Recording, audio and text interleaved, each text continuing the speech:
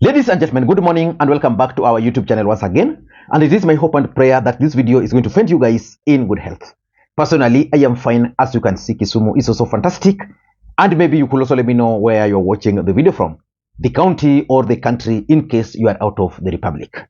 Ladies and gentlemen, Raila Odinga yesterday exposed William Ruto's plan to appoint Wafula Chebukati as the next Chief Justice of the Republic of Kenya ahead of 2027 general election. In this video, I want us to go through Raila Odinga's statement and understand why William Ruto would prefer Wafula Chebukati as the next Chief Justice of the Republic of Kenya. Let me just read for you just a part of the statement by Raila Odinga. This is what the statement is saying. Remember, last week, William Ruto met with the Chief Justice at State House in Nairobi. So this is what the statement is saying. At the meeting, the Chief Justice and Mr. Ruto reached an agreement that will supposedly allow Mr. Ruto to provide additional funding to the judiciary. Remember, William Ruto immediately took over. He promised to provide additional funding for the judiciary. In fact, most Kenyans believe that it is Ruto who is funding the judiciary. And the statement proceeds. In return for this additional funding, Chief Justice Koome is to advertise vacancies for 5 additional High Court judges and 11 Court of Appeal judges.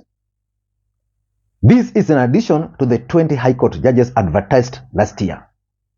In that agreement, the 5 High Court judges and the 2 Court of Appeal judges will be for Ruto to forward to the Judicial Service Commission. So Raila is trying to suggest that 5 High Court judges, Ruto will provide the names, and 2 Court of Appeal judges will provide the names. Then those names will be provided, will be forwarded to the Judicial Service Commission. The Judicial Service Commission is the one responsible for appointment of these judges. But the question is, our focus should now be on the composition of the Judicial Service Commission. And the statement proceeds, and he floated the names. Immediate former IEBC chairperson Wafula Chebukati and former IEBC chair Ahmed Issack Hassan are to be appointed as Court of Appeal judges, with Wafula Chebukati be later elevated as the Chief Justice before 2027 general election. And you see, sometimes things don't just happen like that. Wafula Chebukati is a former chair of IEBC. Issack Hassan is a former chair of IEBC, which means as far as the appointment of High Court judges or Court of Appeal judges, they are qualified. Because for you to be appointed as the chair of the IEBC, you must possess the qualification of High Court judge. So they qualify. In fact, for them, if they are to apply, they'll be taken automatically. And that is what Raila Odinga is trying to raise in this video. By the way, before we get into all these details, because I want to reveal to you guys why probably Ruto is keen on appointing Wafula Chebukati as the Chief Justice. First of all, let us listen to part of Raila Odinga's statement. And I want you guys to pay very close attention to this statement.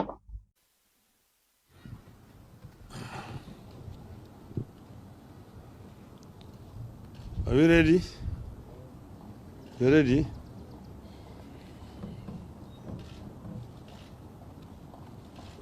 Okay. Well, the statement I want to read here is about the judiciary executive deal should get Kenyans worried. We raised alarm when information emerged that the head of the judiciary, Madam Martha Koome, was seeking a meeting with the head of the executive, Mr. William Ruto, supposedly to iron out differences between the 2 branches of government.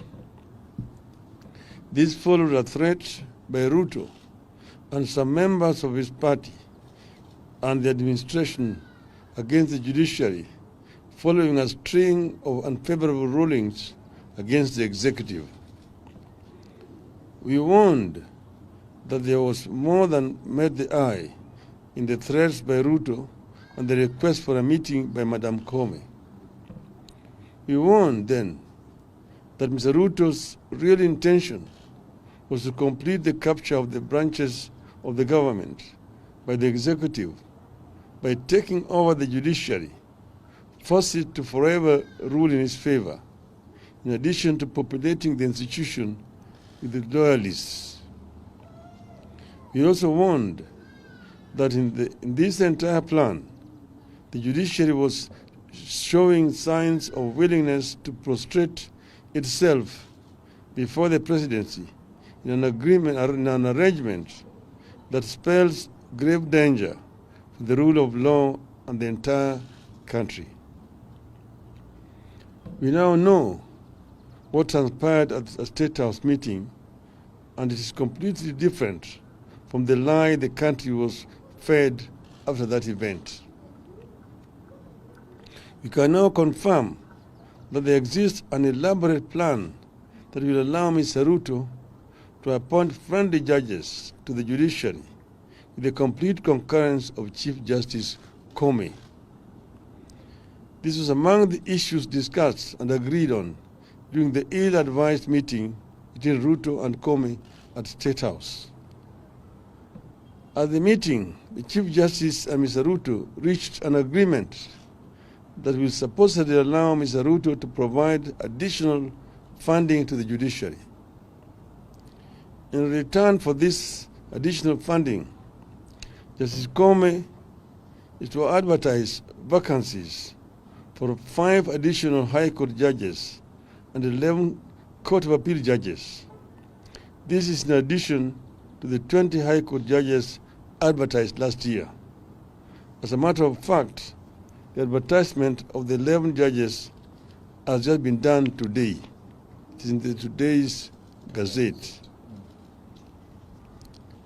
In that agreement, the 5 High Court judges and 2 Court of Appeal judges will be for Mr. Ruto to forward to the JSC. And he floated the names.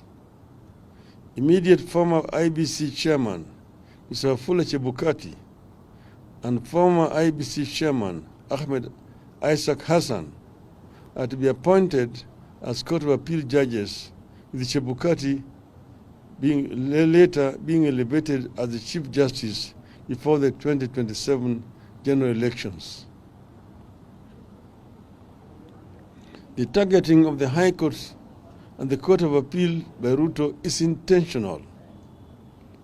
The administration believes it has completely captured the Supreme Court and now wants to target the problematic lower courts by stuffing them with loyalists with the cooperation of the Chief Justice.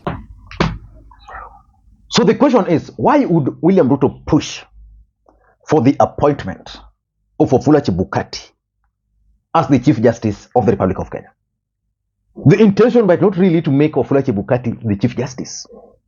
The intention might be to ensure that Wafula Chebukati becomes part of the Supreme Court of Kenya.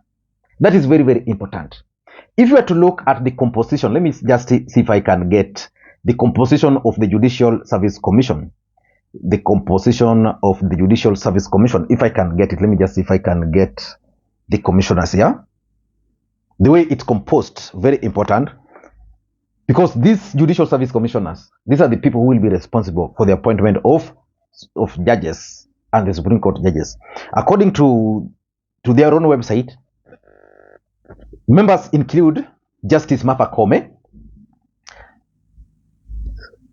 Macharia Njeru, who is the male representative for LSK, David Manjanja, who is the judge of the High Court, Evelyn Oluwande, Chief Magistrate, Justin Muturi, the Attorney General. Remember, we have, according to Raila, Martha Koome is already on Ruto's side. Now we are talking of Justin Muturi, who is the legal advisor, of course, will side with Ruto. Then there's Jacqueline Igutia, the female representative, LSK. Then there's Justice Mohammed Ibrahim. So assuming Martha Koome will persuade her, will succeed in persuading him. So we are now having 3. We have Isaac Ruto. No, they have 4 already. Then we have Caroline Zilani Ajuoga, public representative. That's also the government. And Honorable Charity Silaini Kisotu, Commissioner, Public Service Commission again, that can vote with Ruto if need be. Yeah, so it is possible that Ruto can determine the appointment of the Chief Justice. These bodies are supposed to be independent, but are they really independent? That is the question. But why would Ruto look at the possibility of having Wafula Chebukati as the chair of IEBC? In Ruto's own words, Wafula Chebukati is a hero. The hero of this election is the IEBC, led by Wafula Chebukati. I say this with conviction that the IEBC amazed all of us. So why would he push for his appointment? Number one, William Ruto will require a friendly judiciary, a friendly Supreme Court. Because one thing is very clear. William Ruto has become so unpopular. His re-election is at stake. But William Ruto is not going to allow anybody to stand between him and the presidency in 2027. And because election in the Republic of Kenya is a process, William Ruto is already planning on how he's going to win. And that win might not necessarily mean votes. You can win through the Supreme Court. So William Ruto is scheming using the Supreme Court. So if we can have Wafula Chebukati as one of the Supreme Court judges, even if not the Chief Justice, the truth is Wafula Chebukati needs Ruto. So if Ruto were to appoint him at the Supreme Court, I can assure you, Wafula Chebukati cannot stomach anything to do with Azimio. So Ruto is very strategic. He will need a friendly Supreme Court in 2027. Because I'm sure so many things are going to happen. One of the things which are going to happen is that William Ruto is going to be declared the President of the Republic of Kenya. And once he's declared the President of the Republic of Kenya, someone will go to court. And I'm sure Azimio or whoever will be able to collect enough evidence. So it will require a bold and friendly Supreme Court judges to dismiss the evidence. So that's number one. Number two, I'm looking at the possibility of constitutional amendment. William Ruto is scheming to extend the term limit of the president. And that will happen after 2027 election in his own plans. He believes that in 2027 is going to be re-elected. Then after that, Wafula Chebukati, now the Supreme Court, then he can engineer constitutional changes targeting the term limit. And because for some of those changes to be made, something has to happen, a referendum. But Kenyans will not allow that to happen. So which means he can effectively make those changes through parliament. And someone will go to court, and the Supreme Court will then give parliament the powers to make those amendments. I mean, that's how I'm looking at it. Because the Supreme Court is the last court. So they will go to court, or, parliament has as long as they can meet the 2/3, they are able to make those amendments. You can only change the constitution through the people's representative, who are then parliament. Number three, the rule of the jungle. As we speak today in the Republic of Kenya, William Ruto is facing a trap in courts. And two courts in particular, the High Court and the Court of Appeal. And by suggesting that he's going to have additional 5 High Court judges and 11 Court of Appeal judges, what does that mean? Just like Raila Odinga is trying to explain, that they want to populate the Court of Appeal and the High Court with friendly judges. So that every time a bench will be constituted to hear cases, the bench would mostly comprise of those friendly judges. So that in matters like housing levy, we'll just sail through. Health insurance will just sail through. That is the honest truth. Constitutional amendment and the rule of the jungle. And lastly, Ruto is laying the ground for the management of electoral litigation. I can assure you, if you followed Raila Odinga's politics between 2013 and 2017, they really dealt with IEBC through courts. That is the honest truth. I'm sure that between now and 2027, Azimio are going to use the same process, where they'll be challenging aspect of procurement within IEBC, appointments within IEBC, several other aspects of IEBC will be taken to court. And therefore, a friendly court would be the only answer for William Ruto. I don't know what you think. That's my take. Until next time, this is Makwiny. Bye-bye.